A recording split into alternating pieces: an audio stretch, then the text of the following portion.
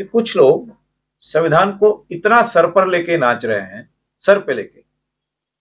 Sir पर संविधान लेके नाच रहे हैं। संविधान कोई सर के ऊपर लेकर नाचने की बात नहीं है, संविधान कोई पूजा करने वाली बात नहीं है। हमने तो यह भी सुना है कि दक्षिण भारत में संविधान का मंदिर बनाने जा रहे लोग, संविधान का मंदिर, और वहां जाकर पूजा करेंगे। संविधान की पूजा कतई नहीं होनी चाहिए, क्योंकि अगर आप संविधान की पूजा करेंगे तो आप उसको भगवान का रूप देंगे, और अगर आप उसको भगवान का रूप देंगे तो उसका पालन करना छोड़ देंगे। क्योंकि भगवान की पूजा करने वाले लोग शाम को अनैतिक काम करते हुए हमने लाखों देखे हैं। तो भगवान का नाम लेकर अनैतिक काम करना, ये काम शुरू हो जाएगा। उस किताब में क्या लिखा है ये महत्व का है। अगर मेरे पास अगर ये संविधान की किताब है, मेरे पास अगर ये संविधान की किताब है, ये संविधान की किताब है, तो इसमें क्या लिखा है उसके ऊपर अमल करना ज्यादा जरूरी है, ना कि पूजा करना। इसलिए संविधान की पूजा ना करें, संविधान पर अमल करें। और अगर अमल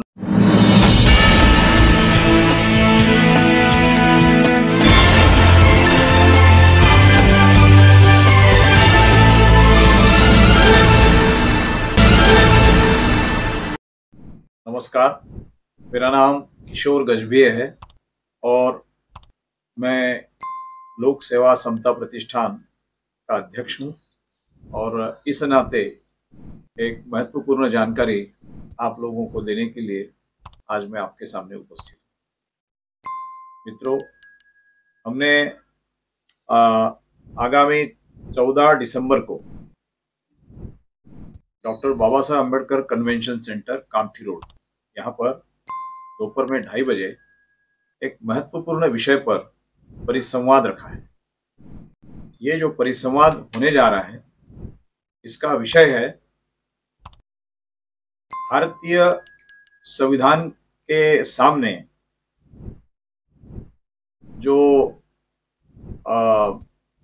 आह्वान आए हैं और जो धोखे या हम कहेंगे खतरे भारतीय संविधान के सामने हैं, तो उस विषय पर हमने ये परिसंवाद रखा है। इंग्लिश में इसको कहेंगे threats and challenges before the Indian constitution. Marathi में कहेंगे भारतीय राज्यघटनेपुढील धोके आणि आव्हाने। सर, आपने संविधान के ऊपर में परिसंवाद आयोजित किया है। ये विषय बहुत ही महत्वपूर्ण है, लेकिन आपको ऐसा क्यों लगता है कि संविधान को भविष्य में खतरा है या उसके सामने चैलेंज तैयार हो रहा है?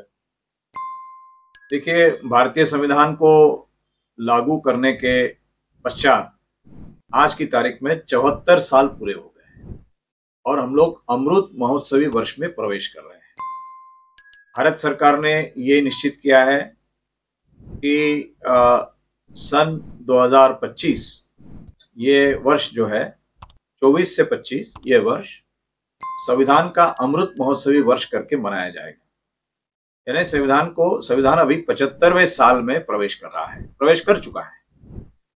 तो इस नाते हमने और बाकी अन्य कई संस्थाओं ने, कई सरकारी कार्यालयों ने संविधान के ऊपर अच्छे अच्छे कार्यक्रम किए हैं, संविधान के बारे में लोगों में जागृति फैलाई है और संविधान का महत्व समझाया है।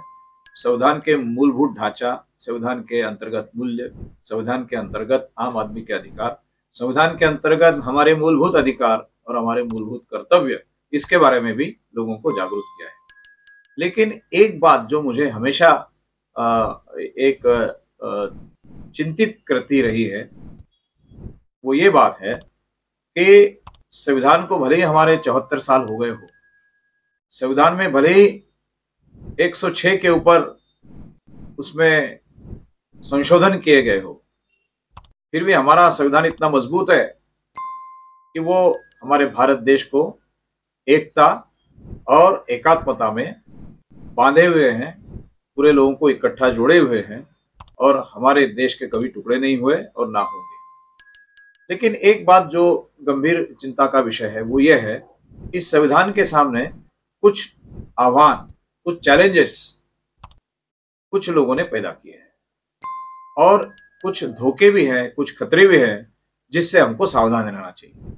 और इस बारे में बहुत सारे लोग बात नहीं करते, हमें करना चाहिए ऐसा हमें लगता है। और इसीलिए हमने लोक सेवा समता प्रतिष्ठान, यह जो स्वयंसेवी संस्था है, इस संस्था के द्वारा हमारे सभी सहयोगियों के साथ में हम लोगों ने ये परिसंवाद का आयोजन किया है। और मैं चाहता हूं कि आप सभी लोग आने वाली 14 तारीख को बुधवार, दिनांक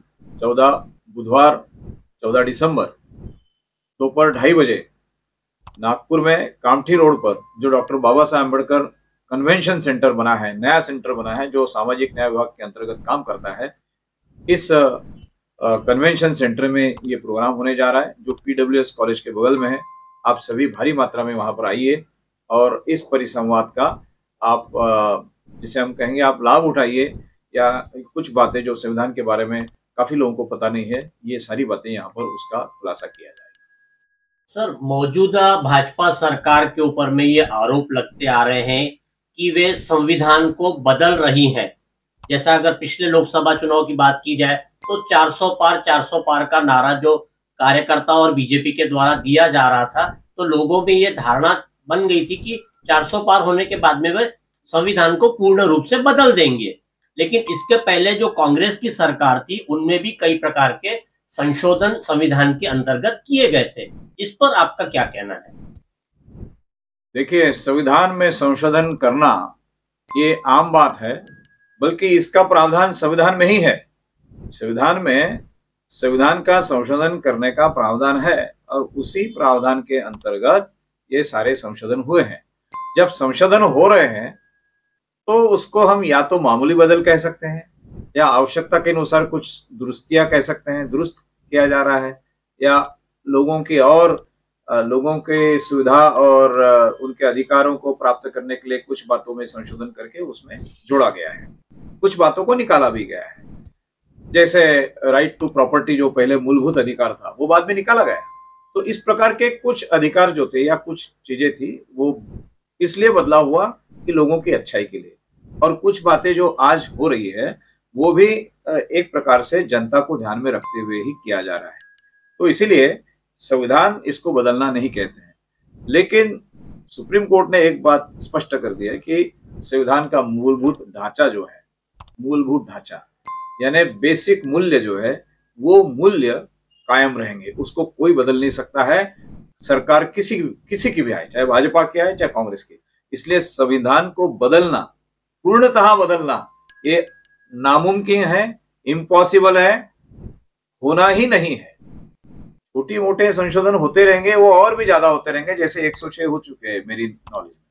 तो इस प्रकार से ये स्थिति है कि संविधान बदला जा रहा है या बदलने वाले हैं, ये केवल कुछ लोगों ने मेरे ख्याल से राजकीय हेतु से प्रेरित ये आरोप किए होंगे।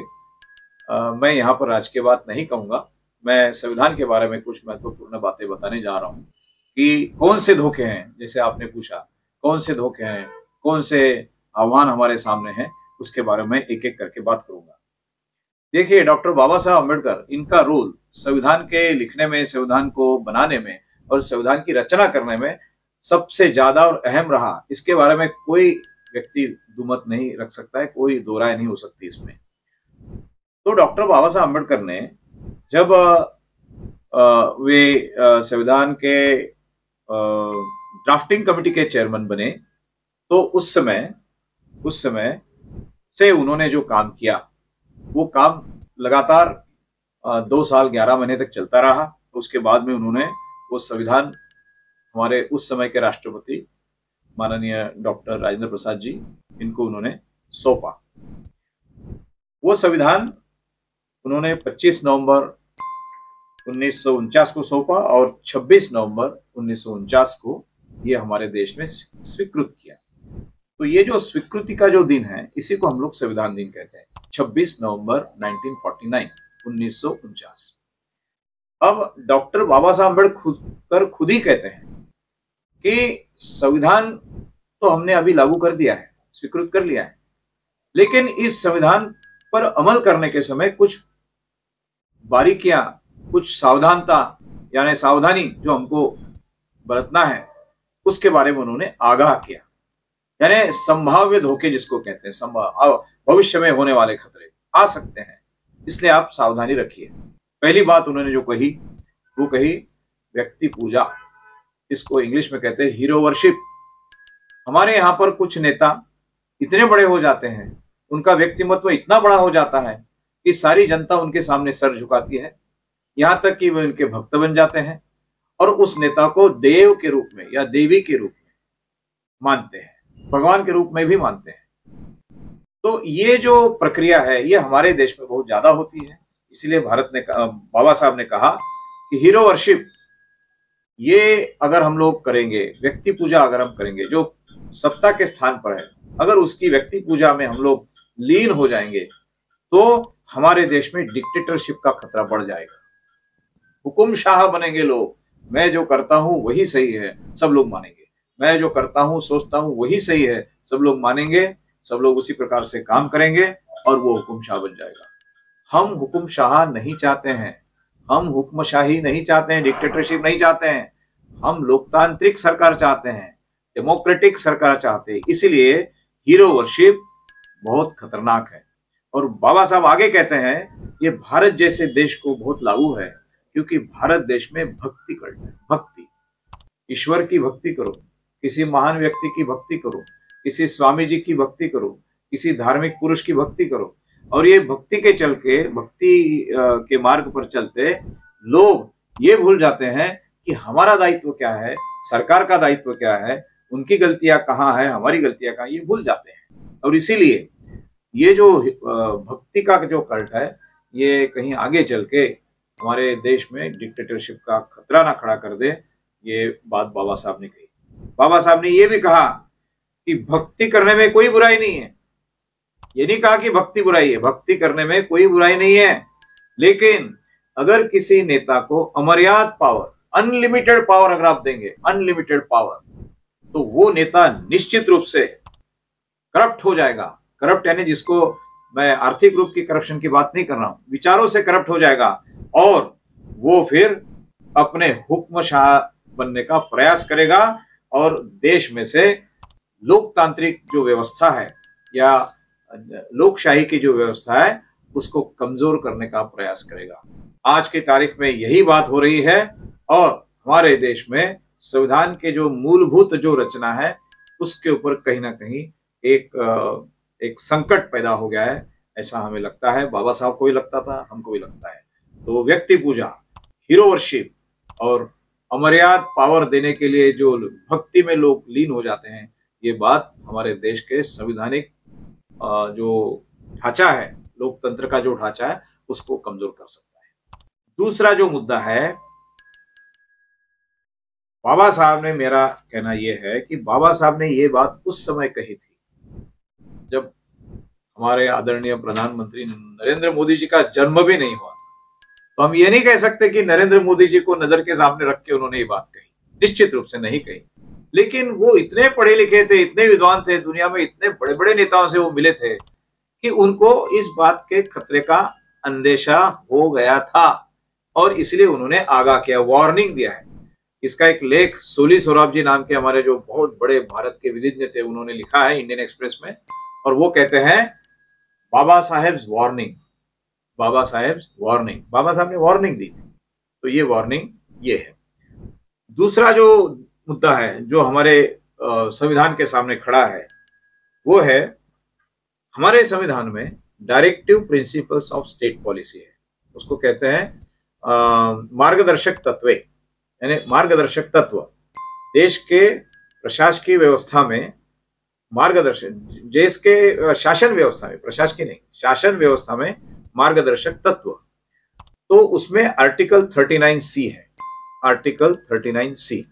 उसमें क्या कहा गया है कि देश की अर्थव्यवस्था ऐसी हो जिसमें संपत्ति का कॉन्सेंट्रेशन, संपत्ति की भरमार, कॉन्सेंट्रेशन को कहेंगे भरमार या कॉन्सेंट्रेशन, एक जगह जमा होना, यह नहीं होना चाहिए। सामान्य लोगों के नुकसान, सामान्य लोगों को नुकसान पहुंचाते हुए संपत्ति का एकत्रीकरण या भंडार किसी कुछ गिने चुने लोगों के हाथों में नहीं होना चाहिए। ये लिखा हुआ है संविधान में, आर्टिकल 39C, मार्गदर्शक तत्व।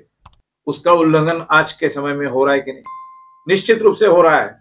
कुछ गिने चुने उद्योगपति इस देश के संपत्ति का पूरा लाभ उठा रहे हैं जो संपत्ति पूरे देश की है, चाहे जमीन हो, चाहे जल हो, चाहे पावर हो, चाहे पेड़ हो, चाहे पहाड़ हो, इसका अगर हम एक्सप्लॉयटेशन करते हैं, इसका अगर हम लोग प्रयोग करते हैं तो देश के हितों के लिए होना चाहिए, लेकिन कुछ गिने चुने व्यक्तियों के हित के लिए हो रहा है, ऐसा हमें नजर आता है।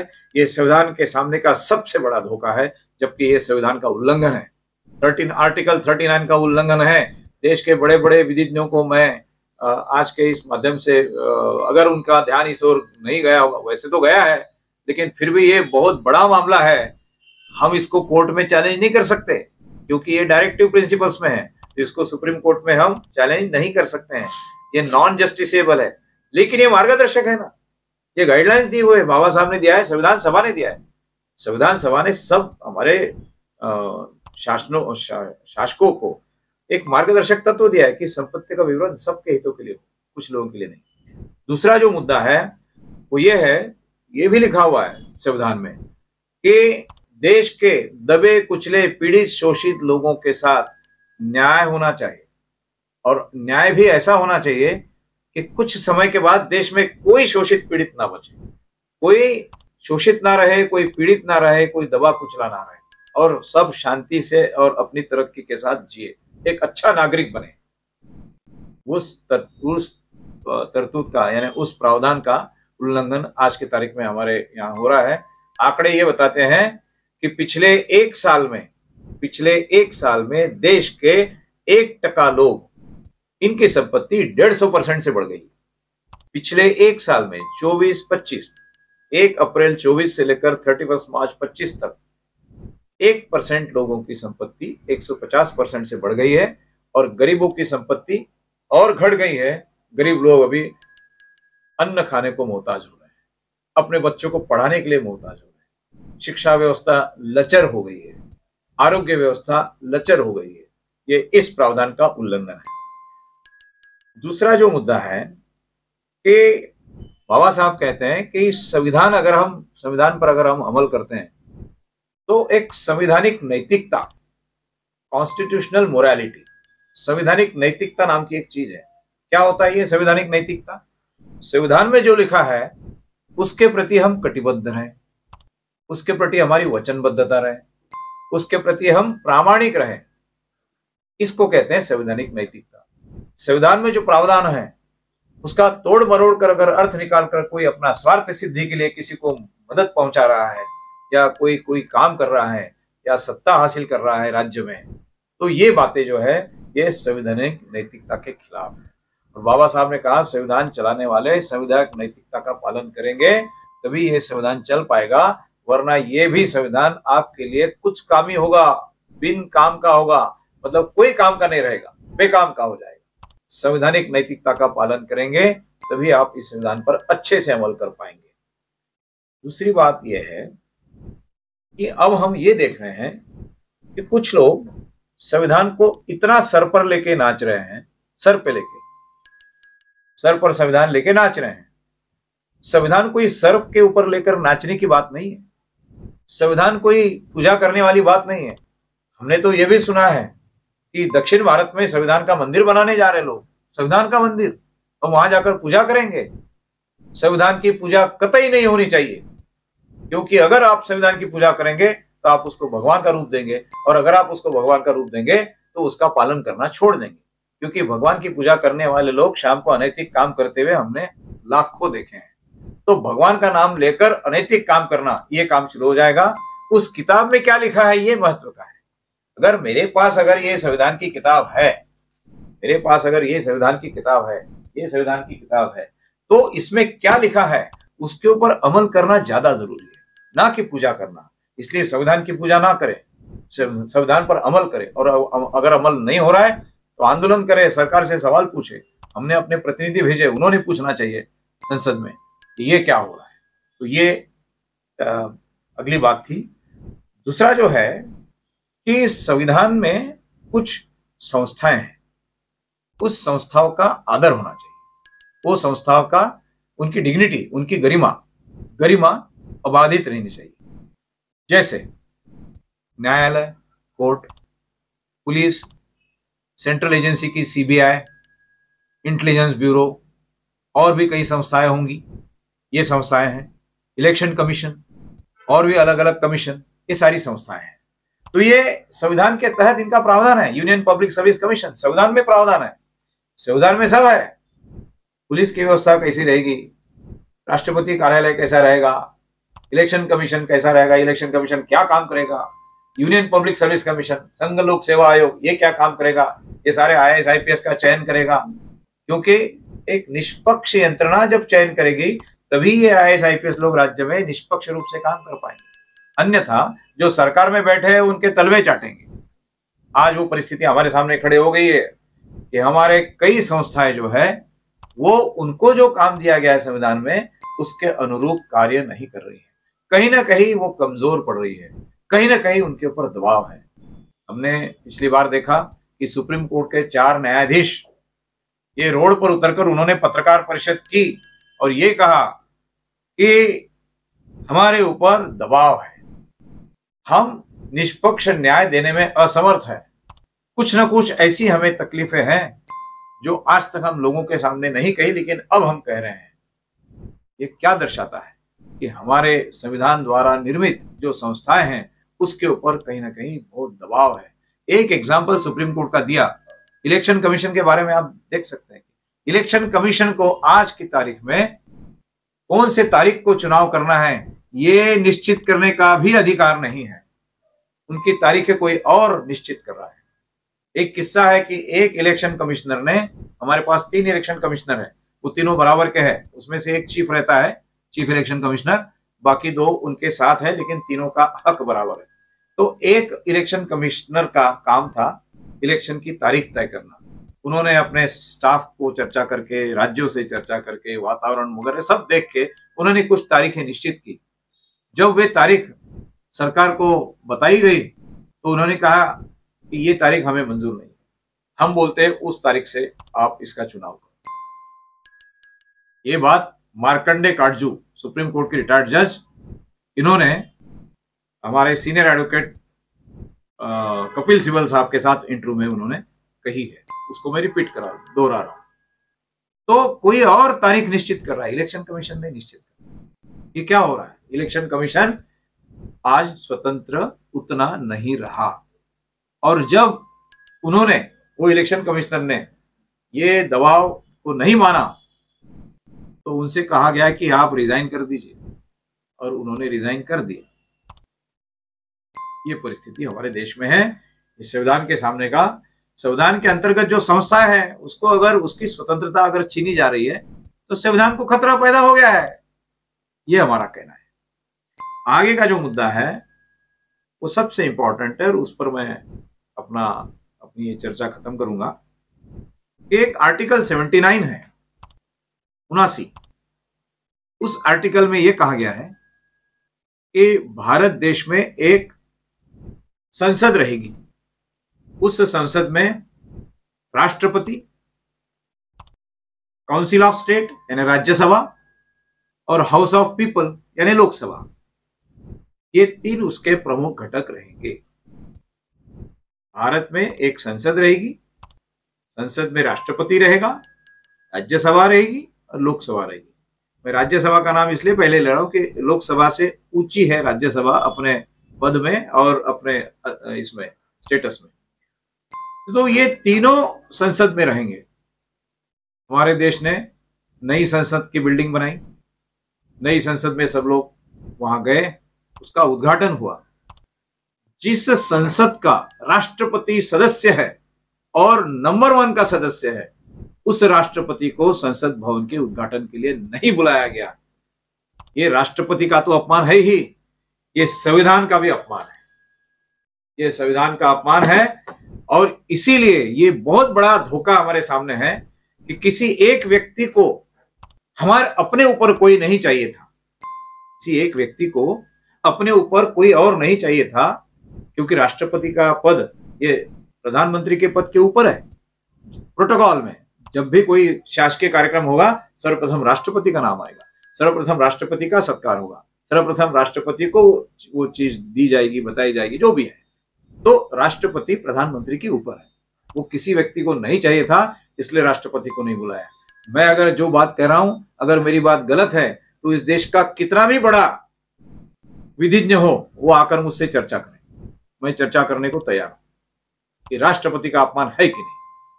जो संसद उसका सदस्य संविधान द्वारा उसका सदस्य है, उस संसद भवन के उद्घाटन के लिए उसको ही ना बुलाना, ये बहुत बड़ा अनादर है और ये संविधान का उल्लंघन है।